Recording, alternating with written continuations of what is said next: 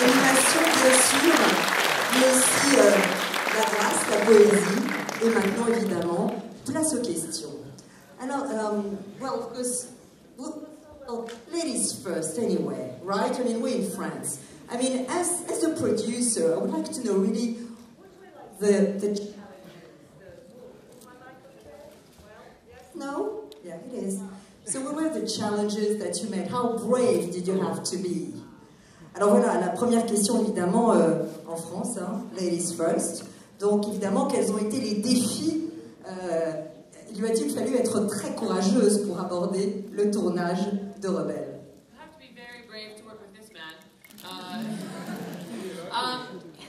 It's a difficult process. See? Temper. It's a difficult process. It takes many years. We began our research in Scotland in 2006, and now 6 years later, the film is coming out. So it definitely is a long creative process, and we never stop trying to make the story better, and that's very difficult. But there obviously is the reward in the level of passion we have for the story we're telling. All right. Alors voilà, c'est vrai que d'abord, vous l'avez compris, c'est très compliqué de travailler avec cet homme-là, et il a du tempérament. Non, en réalité, évidemment, c'est un processus assez long et difficile et complexe, puisqu'il a duré pendant des années, puisque nous avons fait notre premier, en quelque sorte, voyage de recherche, de documentation en Écosse en 2006, et vous voyez, nous sommes en 2012, et vous venez de voir donc le résultat de ce processus créatif. Mais on a beaucoup évidemment passé de temps à travailler sur l'histoire, sur les personnages, avec passion. Et évidemment, notre récompense, c'est de voir le film aujourd'hui avec vous ce soir.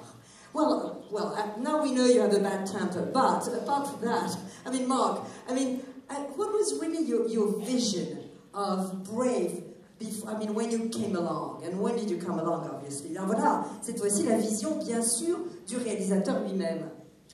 The thing that I really liked about Brenda's story, where it kind of all originated, was this idea of the parent-child dynamic. And in that relationship, which is something that's universally relatable, there's a duality, there's a theme of duality.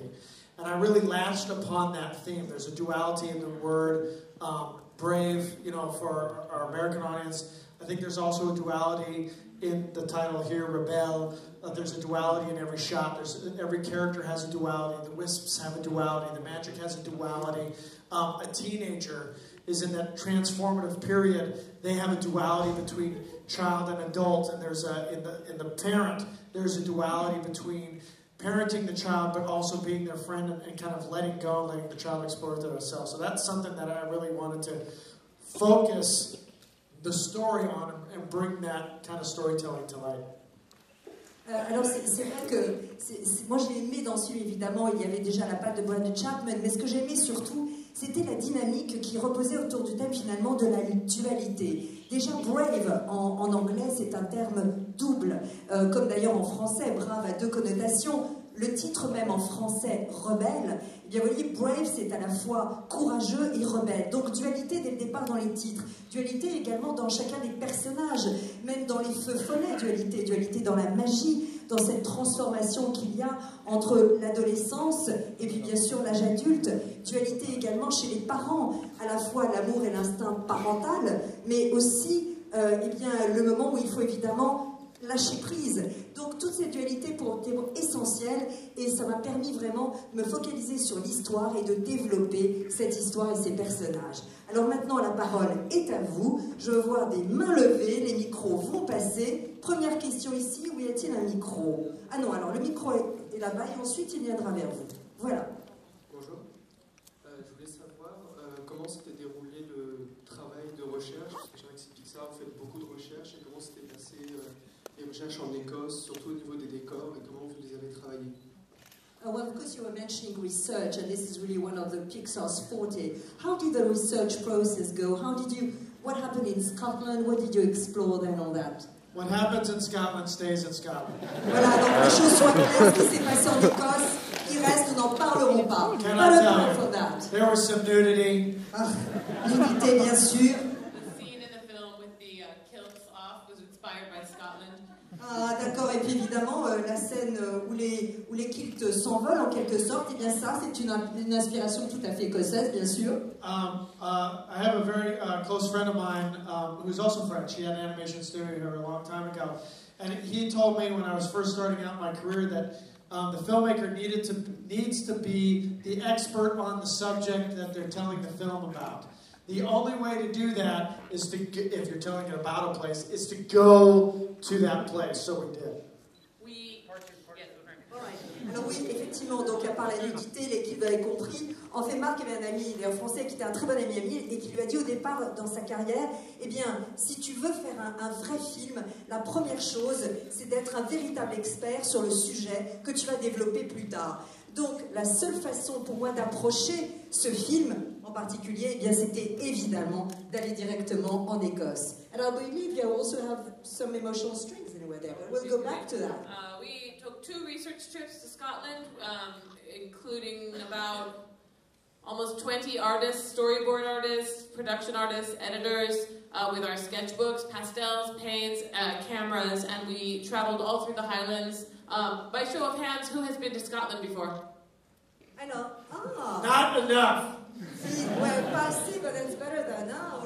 All right. So it's very, very tactile, lush landscape, also very diverse. The weather is always changing, the land is always changing as you move through it, which is the perfect place to set a story about transformation and change and the evolution of our characters.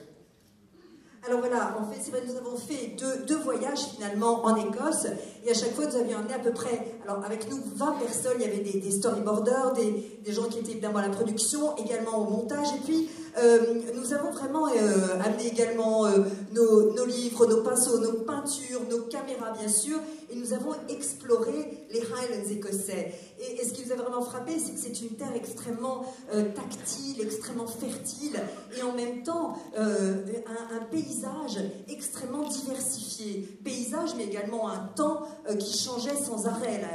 Le temps là-bas, c'est incroyable. Et comme justement le cœur de notre histoire, eh bien, le thème était la transformation, le changement, eh bien, les paysages écossais se prêtaient à merveille à illustrer le changement à l'intérieur de nos personnages.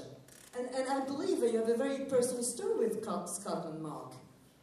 Did you go there? Yeah, a very special. There. On my honeymoon, I spent a month in Scotland with my Voilà. Quand même, un mois en lune de miel en Écosse avec sa femme. Enough said. All right. Autre question. Alors, sur les... micro ici. Comment on entame un nouveau Pixar en sachant tous les succès précédents, comment on arrive à se dire on va faire aussi bien alors qu'on connaît toute la qualité qui est sur tous les films précédents? Est-ce qu'on n'a pas un peu de pression quand on se lance là-dedans? Well, given Pixar extraordinary, films and the bar which is set very high in terms of quality, yeah, that high. And were there any kind of, let's say, pressure? Not necessarily outward, but see, no pressure. The guy's cool. Alors, en gros, fastoche. Fastoche. We can't think about that. About the pressure, setting the bar high. I'd never get out of bed. We could never make a movie. It's too much, to look at this thing that's the highest mountain in the world and your story's got to land, or at least do as good as the last movie that came out. It's just too much. So we sit down. The cool thing about Pixar is when we're working on a movie is we get to start from scratch all over again. It doesn't matter what comes before, it doesn't matter what's going to come after. When you're working on your film, it's just your film. You're just trying to make it as good as you can, and that's it. Alors voilà, c'est vrai que vous parliez effectivement peut-être de pression par rapport à la qualité, le monde Pixar, et Marc disait on ne peut pas du tout penser en ces termes, sinon jamais on fait de film, ce serait une pression trop énorme, ce serait comme cette espèce de montagne infranchissable, alors qu'en fait on doit simplement se dire voilà, on fait un film et on va faire le meilleur film que l'on peut. Mais ce qui est génial avec Pixar aussi, c'est qu'on commence vraiment à partir de rien. On fait table rase, on ne pense pas en termes de qu'est-ce qu'il y a eu avant, quel est le film qui sera fait après. On est vraiment dans l'instant, on commence à partir de rien, et à partir de là, l'histoire se crée, le film existe. Partout. There is a pressure because we have a due date. Right? So you got to get the movie done. At the end of the day, it's a business, you know, and we're putting a product on. And I think we have to make a product. And I think that's a make or break for a lot of directors, you know, and that in and of itself, to be artistic and creative within these parameters is the most important thing for an artist, you know, is to have those parameters. Because if you could do it in that amount of time, that's a kind of, you know, that's good. Alors voilà, vous l'avez compris, quand même légère pression quant évidemment à la date de sortie du film qui, elle, existe bien. Alors c'est vrai qu'il y a le côté business, c'est le défi. Il faut faire le film dans les temps impartis, dans les paramètres impartis, mais en même temps tout en gardant en vue évidemment tous les paramètres artistiques. Et si vous arrivez donc à combiner à la fois le paramètre temps et puis les exigences artistiques, et bien à ce moment-là, c'est génial et c'est ça qui rend évidemment l'aventure intéressante. Question ici. Bonsoir, avant de poser ma question, je voudrais d'abord féliciter toute l'équipe de réalisation pour le film. Parce qu'en fait c'est très rare qu'il y ait des films, surtout quand c'est Disney, personnellement je trouve, où les filles aient une telle place, où elles sont un personnage principal, et même quand c'est un personnage principal en général, dans ce genre de dessin animé, elle finit toujours par se marier, trouver le prince charmant, l'amour, et faire des enfants. Et pour une fois, on sort vraiment de ça, et j'ai trouvé ça vraiment formidable. Et on sort vraiment des rôles stéréotypés et je trouve que c'est vraiment très important pour... Et vous avez raison. J'ai pas fini, je voulais dire une autre chose. Et je voulais vous remercier aussi de la manière dont vous avez traité la question du mariage forcé parce que vous êtes allé un peu dans le fond, c'est-à-dire montrer comment... Continuez, ne laissez pas intimider. Oui, merci. Montrer comment on lui pose ça comme un fait accompli, on lui apprend ça au dernier moment. Il y a tout le chantage familial, il y a aussi toute la contrainte physique, donc je trouve ça vraiment... je trouve ça bien parce que vous êtes allé aussi au fond des choses. Et je trouve que ça peut être vraiment un outil de prévention par rapport à la question du mariage forcé dès le plus jeune âge en fait. Et je voulais vous poser une question par rapport à ça, c'est comment ça se fait que vous ayez traité en fait ces sujets-là, quelle discussion comment ça se fait que vous en soyez arrivé là, quelle discussion vous avez eue autour de ça? Merci beaucoup. Voilà, mais oui, très bonne question, je suis désolée, c'est le cœur du sujet. Elle a raison, voilà. I mean, she really said really interesting things. And first of all, she was congratulating you guys for bringing, Brave to the screen. Because she was saying that what is so rare nowadays, there are two things that she found really rare and interesting, and why you explore them is a question, is that obviously it's for the first time really, it's so rare that it's a female character, a girl, who's the lead, so to speak. So that's really, for her, very empowering. And also, even if you go in depth, as you were saying, is that there's also the theme almost of forced marriage, and how she also goes against that. So what were those themes, what mattered to you also about the film? What made you go for those themes? Great question. We're looking for, as a storyteller, you're looking for conflict. Because conflict is interesting. Conflict tests people to see what people choose. They can only choose if there's a choice, which means it's one or the other. So to set it in the Middle Ages, where tradition is very heavy, to make her a princess raises the stakes of the decision that's going to happen about whether or not to marry to keep the peace. That is really key storytelling material. Now, we designed her to be a contrast. You know, Merit is a contrast. Because a teenager is a contrast. That gets back into duality like I was talking about a little bit earlier. And what we want to do is really push the bounds of that question. Does society decide who you are and what you're going to be? Or do you decide who you are and who you're going to be? Maturity is a choice. It's not something that just happens when it comes to age because the government says, you're 18, you can vote, whatever. Right? So it's all about choices. And in storytelling, we have the choices that creates a conflict. And we explore all those aspects, not just one, many. Alors voilà, donc d'abord, très bonne question. C'est vrai que du point de vue tout simplement narratif, eh bien ce qui est important, c'est que le conflit, évidemment, est le seul moyen, enfin un moyen en tout cas très fort pour tester finalement qui on est et qui sont les personnages. Donc il faut, dès qu'il y a un choix, eh bien il faut que ce choix soit vraiment signifiant et important. En tout cas, c'est comme ça que nous l'avons vu. Et comme au Moyen-Âge, évidemment, le poids de la tradition était énorme, eh bien, sa décision et son choix, le choix de Mérida, est d'autant plus important qu'il va impliquer évidemment des conséquences très importantes, en particulier la paix ou la guerre.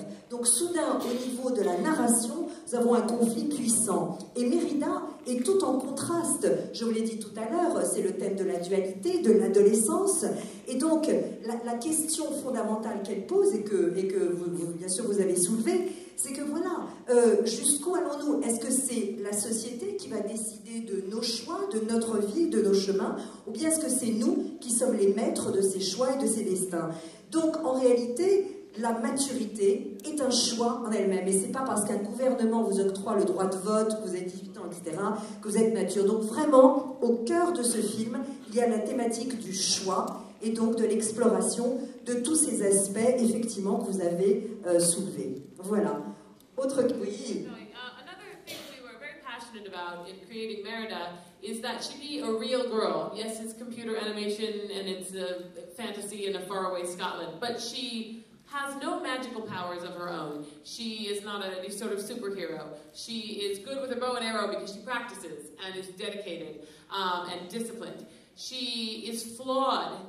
She is not perfect, and she makes some big mistakes. She creates her own problems. She has to solve her own problems. She's difficult to get along with, obviously for her mother, and she causes a great rift. We wanted to create somebody who was rounded and had, some real adolescent qualities, rather than someone perfect, where the circumstances around her were the problem. And so that was a point of great importance to us. Alors voilà, c'est vrai qu'aussi pour nous, c'était très très important que notre personnage soit une vraie adolescente, une vraie fille en quelque sorte. Alors bien sûr, nous sommes dans le monde de l'animation, bien sûr, nous sommes dans une Écosse un peu évidemment magique, mais ce qui est très important, c'est qu'elle n'a pas de pouvoir, de super pouvoir, ce n'est pas une super héroïne. Si elle est une aussi bonne archère, eh bien c'est parce qu'elle pratique, elle est disciplinée. Elle le fait vraiment, donc ce n'est pas un pouvoir qu'on lui octroie, et puis elle a plein de défauts, elle n'est pas parfaite, et justement, souvent elle est même la cause des problèmes qu'elle attribue aux autres. Et donc ce qui est très important, ce qui était important dès le départ, c'est qu'on en fasse un personnage extrêmement complexe, avec des qualités d'adolescent, et avec donc des imperfections, contrairement à un autre point de vue qui aurait été elle est parfaite et c'est le monde autour d'elle qui pose problème. Non, là c'est un autre point de vue et c'est ça qui nous intéressait. Alors, question, où est le micro? Bonsoir, merci pour le film. Alors, je voulais savoir, qu'auraient pensé est-ce que vos mamans ont vu le film et qu'est-ce qu'elles en ont pensé? Et aussi, est-ce que vous ne trouvez pas que la relation entre la fille et la mère est très privilégiée? Et est-ce que les papas ne seront pas jaloux en voyant ce film? That's a cute one. Oh well, all right. So obviously, the mother-daughter relationship is very intense in your film, and there was the feeling. I mean, first of all, did your own mum see the film? What did they think of it? So that's first part of the question. What did your mum say if they saw the film? Yeah? What was their reaction? Come on, Catherine, what did your mom say? Well, my mother cried, but I don't know if she was crying because of the theme of the film or because she was proud of me. But she's very sweet. She said she cried. What did your mom say? My mom stayed up with us after the premiere in LA and just drank. So I think that was a good thing. Donc, on a compris deux réactions très opposées. La maman de Catherine, eh bien, elle a pleuré. Alors, je ne sais pas si elle a pleuré à cause, évidemment, de l'émotion et des thèmes du film, ou bien parce qu'elle était fière de moi. En tout cas, elle a pleuré. Quant à la maman de Marc, vous l'avez compris, elle a bu tout le temps. D'accord, so she was totally pissed at the end of Brave. All right, the way to see it. You're so, I love you, I'm so brownie. Voilà, hein? On Scottish accent dans le texte. Alors, the second part of the question, well, obviously because it's such a privileged relationship. I mean, what about the dads? I mean, aren't they a bit like sort of jealous when they see that you privilege the mother-daughter relationship, according to the gentleman anyway? We actually, we've been very gratified with the response from the few audiences that have seen it, and the audiences in the United States who have already seen it, that they feel that it's relatable as a parent-child relationship, be it father-daughter, mother-daughter, mother-son, any of that, because it's still about the child and parent of any gender. Oui, alors en fait, nous avons vu, parce qu'évidemment le film est sorti aux États-Unis, d'ailleurs il cartonne hein, comme numéro 1, et tout le monde, et les gens qui l'ont ici, disent mais finalement, ce n'est pas tant le fait d'être une fille ou un garçon, mère, fille, etc. C'est avant tout les relations parents-enfants. C'est le lien parental lui-même qui ici, évidemment, est exploré. Voilà. Autre question. Où est le micro? Là-bas. Bonsoir. Après, j'aimerais une question sur le déroulement de la collaboration avec Patrick Doyle, le compositeur du film. So let's talk music. What about Patrick Doyle? What's his input to the music? How did you work with it? With him and with the music? Patrick Doyle is fantastic. He's been doing films forever. The first film I ever encountered his music on, I was still in high school, was Henry V. He was just breaking into the business with Kenneth Branagh. He's fantastic to work with. We sat down and we looked at the whole film, and I never once said, music here, music here, music here, music here. I just sat down and explained to him the themes and the motivations of the characters and kind of what I was doing thematically and story-wise to the movie. He went away and came back with all those themes that you heard. So I barely had to do any notes. I mean, it was done. He's fantastic. Alors voilà, en fait, c'est vrai que évidemment, Patrick Doyle, c'est une légende dans le monde de la musique. Et, il a rencontré évidemment avec Kenneth Branagh sur Henry V. Donc vraiment, c'est quelqu'un qui a exploré tous les genres. Et ce que j'ai fait avec lui, c'est que je me suis assis avec lui. On a regardé le film en entier. Et surtout, j'étais pas là en train de lui dire, alors là, je vois de la musique, là, j'en vois pas du tout. Je lui ai simplement expliqué les thèmes, expliqué la façon dont je voyais les personnages, dont je voyais le fil narratif se développer. Et puis, il m'a laissé, il est parti. Et quand il est revenu, il est revenu avec tous ces thèmes musicaux. Donc moi, je n'ai franchement rien eu à faire. Et il a été absolument extraordinaire. Yeah, I mean, I didn't want, because it's set in Scotland, I didn't want wall-to-wall bagpipes. I said, stay away from bagpipes as much as you can. I want it to sound ancient, you know? So he kind of took that to heart, and all the instrumentation that you hear is this, there's a Carnax in there, there's all different kinds of pipes, there's Uline pipes, which are Irish, there's the penny, I mean, there's all kinds of, the Celtic fiddle, Celtic harp, I mean, these stuff, and these players that play that traditional music that the London Symphony Orchestra, the LSO, don't do. So it just gave it that right sense of flavor. You know, I think it came across really well. Oui, et puis évidemment aussi, ce que je lui avais dit simplement à un moment, c'est que, bon, surtout pas trop de cornemuse, hein, parce que là on est quand même dans l'instrument ancien, on est au Moyen-Âge, donc effectivement des instruments qui étaient évidemment à l'époque les instruments celtes, la musique celte, c'était ça que l'on voulait, et puisque évidemment on a pris des musiciens extraordinaires, parce que bon, les grands orchestres ne savent pas faire ce genre de choses, alors que là, il y avait un travail sur la musique par rapport évidemment aux temps ancestraux et à la mythologie celte, et c'est ça qui, je crois, a donné cette couleur et cette saveur musicale si particulière au film. Question, oui, le micro, là-bas. Oui, bonsoir. Donc on voit que Brave quand même a de multiples inspirations, je sens. Donc notamment, j'imagine, le dessin animé Robin des Bois de Disney, où quand les quatre clans se battent ensemble, on voit du Astérix. Et personnellement, je trouve qu'il y a aussi un côté très Miyazaki, très Ghibli. Donc je voulais savoir si, un, ces références étaient voulues, et deux, quelles étaient les autres influences que vous avez pu utiliser pour ce film. Alors, vous avez parlé donc de Robin des Bois, d'Astérix et de Miyazaki, d'accord.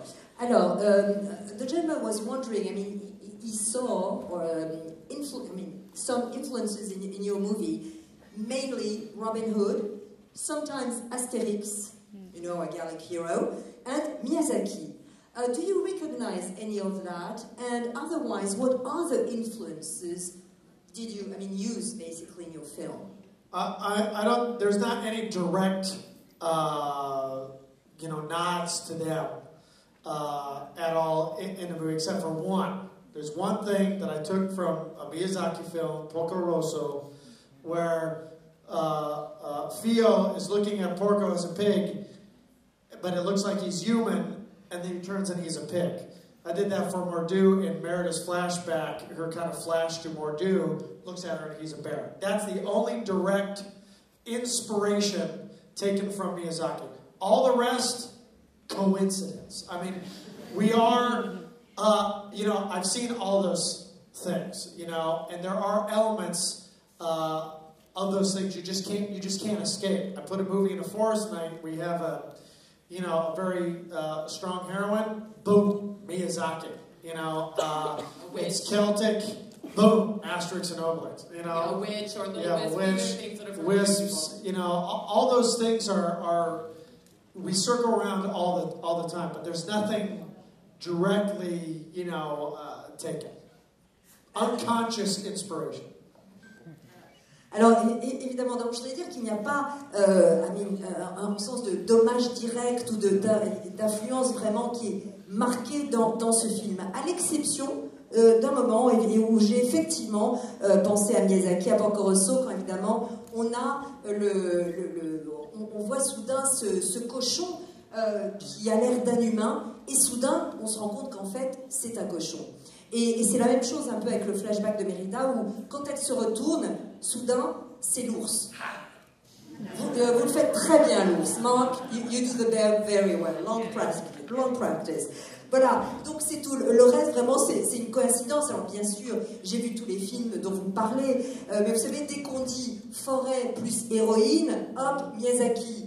Dès qu'on dit celtique, hop, Astérix, la sorcière, les feux follets, tout ça. Évidemment, ce sont si je puis dire, des mythologies et des images qu'on a tous en nous. Donc, mais ce sont des influences, je dirais, inconscientes et non pas des choses que j'ai voulu mettre de façon consciente et marquée, sauf cet hommage à Miyazaki. Oui, le micro. Okay. Puis j'aimerais bien qu'il vienne un peu devant parce qu'il y a des gens qui. Voilà. Où est-il? Ah, voilà. My main question is, I was wondering, when you started making this movie, did you know it was going to end up this way? And since your inspiration wasn't like Miyazaki, wasn't any of that, what was your inspiration? Where did you get your ideas? Alors voilà, donc source d'inspiration, puisque ce n'est pas Miyazaki, est-ce qu'il y a d'autres sources d'inspiration? By two people, Brenda Chapman and Mark Andrews. Brenda Chapman originated the idea and story as far back as 2004, based on a relationship with her own daughter, who was 6 years old and was already very opinionated and spirited. And Brenda wondered what kind of teenager she would be. That story and the Scottish setting began to be developed over the years to become the film you see today. And Mark joined the film about a year and a half ago to build on that work, and then he had this world and this story to work with, and sort of to bring it to the next level. And then I guess you would speak to your inspiration. Alors voilà, donc effectivement, ce film effectivement a été au départ réalisé par Brenda Chapman, qui a eu en tout cas l'idée, l'histoire, et c'est en 2004 en réalité qu'elle est venue avec cette histoire, qu'elle l'a apportée à Pixar, parce qu'elle pensait à sa fille, qui à l'époque avait 6 ans, et qui était visiblement extrêmement têtue, extrêmement justement rebelle, et elle se demandait ce qu'elle allait devenir quand elle allait être une ado, et elle avait un petit peu peur de tout ça. Donc tout ce qui était sa fille, le côté aussi Écosse, eh bien ça vient d'elle. C'est vraiment ce qui est dans le film aujourd'hui. Et puis Marc est arrivé il y a à peu près 1 an et demi, et à partir de cela, eh bien, il a construit son monde, ses personnages, et il a amené le film évidemment à un autre niveau, à partir évidemment des éléments sur lesquels avait travaillé Brenda. I mean, as far as my inspiration as an artist, I take inspiration from everything. I'm very visual, so I stay up late at night just surfing the web for images, just anything that I like. reading books, comic books, manga. I just bought French comics today. Watching movies. But all those things are just kind of just my own adventures. The thing that I really get off on or inspires me about making movies is the problem itself. How do you tell a story? How do you make the audience cry and laugh and be on the edge of the seat? These are very specific tools that I need to master to be able to manipulate you into feeling something so that you relate to this character. It's as old as time. Since the first caveman came back and said, "Ugh, I was hunting by the riverbank.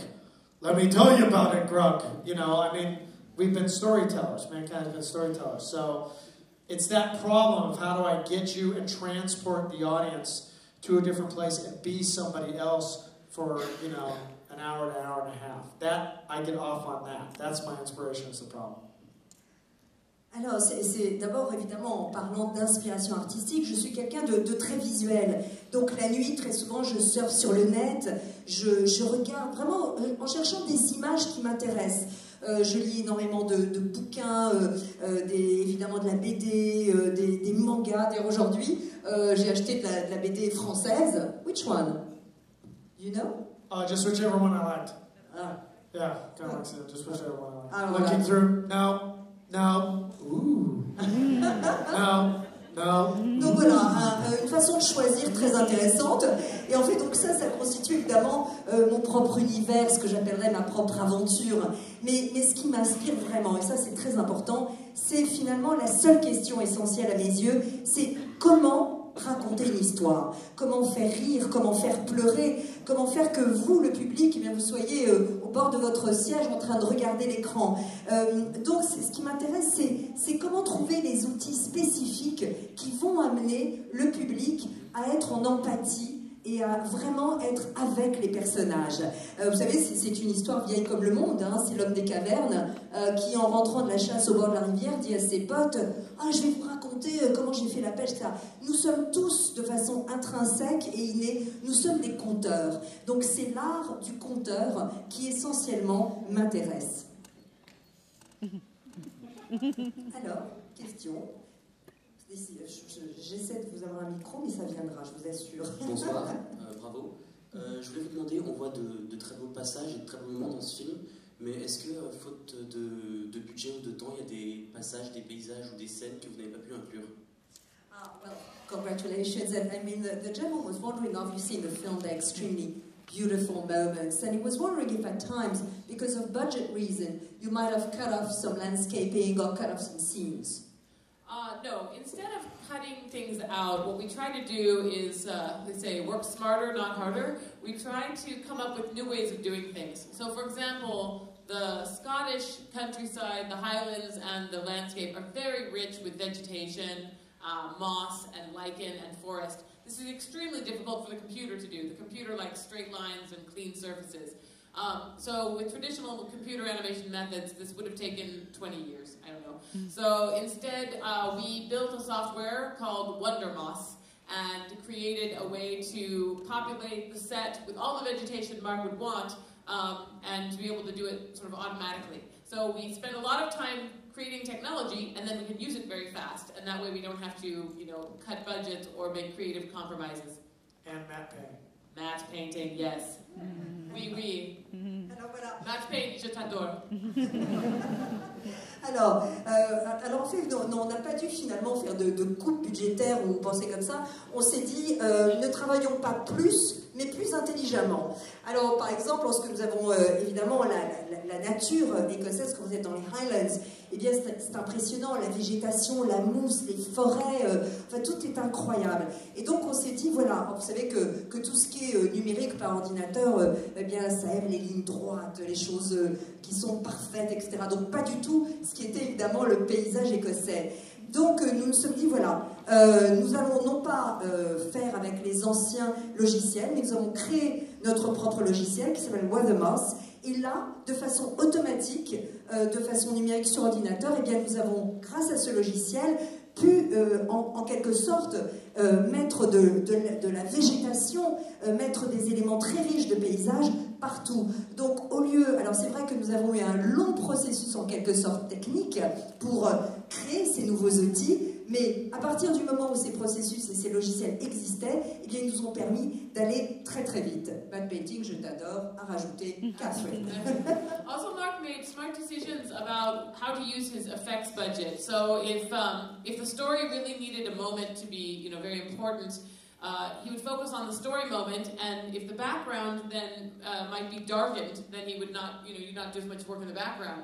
But we would discuss there was a conversation about how much rock and debris and rubble is kicked up in the Mordu's lair when Merida falls, how much dust is there. All of these things are difficult and expensive to do. So Mark would make creative choices working with the effects team about, I need debris here and mist here, but I don't need rain in this other scene because it's not important. So just trade-offs like that do not hurt the creative of the movie, but instead are just smart choices for efficient filmmaking. Alors voilà, et puis aussi c'est... voilà, clever. Alors évidemment, c'est vrai que Marc a aussi pris des décisions très intelligentes par rapport à la façon de gérer le budget justement des effets spéciaux, parce que à certains moments, lorsque l'histoire, la scène était importante du point de vue narratif, et qu'au contraire, c'était pas très important ce qu'on voyait dans le fond, et bien là, on se concentrait justement sur l'histoire. Ou par exemple, quand on arrive effectivement dans comme ça la grotte de Mordu, c'est bien, alors on se demandait, voilà, alors combien est-ce qu'il faut mettre de rochers, combien est-ce qu'il faut au contraire ne pas créer trop de choses, parce que c'était très cher à faire si on voulait aller vraiment dans le détail lorsque Merida arrive. Donc en fait, c'était des choix créatifs, des choix intelligents. Par exemple, à certains moments, Marc disait, bon, là effectivement, j'ai besoin de textures rocheuses, j'ai besoin de débris, j'ai besoin de choses, j'ai besoin d'une vapeur, voilà. Mais là, par exemple, j'ai pas besoin de mettre de la pluie, par exemple. Donc tout ça, c'était des décisions à la fois artistiques, mais intelligentes. Alors, micro. Vous l'avez ici. Ah, alors, avant dernière question. Et donc la dernière question ira aussi là. Voilà. Hi, first of all, congratulations of the movie. Goody art, color, and photography production. Really animation, the movements, everything was amazing, perfect. Well, my question is, what makes for you the movie a Pixar movie? What scene or moment makes a Pixar movie? Alright, so voilà, le bravo évidemment pour le film, c'est extraordinaire, mais qu'est-ce qui, au sein de ce film, finalement serait une scène ou un moment qui voudrait dire que c'est la patte Pixar? That's a tough one, hein? Pizza Planet Truck, on suggère, c'est vrai, it's in there. Vous savez the Pizza Planet Truck's in the movie, it's a Pixar movie. Vous savez, il y a toujours le fameux camion. I don't think there's any one movie, a moment that makes it a Pixar movie. I think it's the whole experience that you walk away with makes it a Pixar movie. You know, that you're on the edge of your seat, that you've laughed, that you cried, that you feel something's for these characters. I think that's what makes it a Pixar movie. And you know, the unique thing about this movie is that it has a little darker tone. You know, that Pixar is constantly pushing what animation is. It's not just for kids. You know, America's catching up. You guys, France knows it, Japan knows it, you know, the rest of the world kind of knows it already. But in America, it's still considered a kid genre, and that's just crap. You know, it's for everybody. You know, it's a, what do you call it? It's a medium, not a genre. You know, and so we should be able to tell whatever story we want in animation. That's what makes it a Pixar film, is that we're constantly pushing the bounds of animation. Alors voilà, il n'y a pas, pour choisir vraiment un moment ou une scène, c'est le film tout entier, et plus particulièrement l'expérience que le public, que les spectateurs vit en voyant le film, c'est-à-dire l'émotion, pleurer, rire, l'émotion face à l'histoire, face au conte. En fait, même Marc rajoute que, si vous l'avez remarqué, j'en suis sûre, il y a ici un ton un peu plus sombre.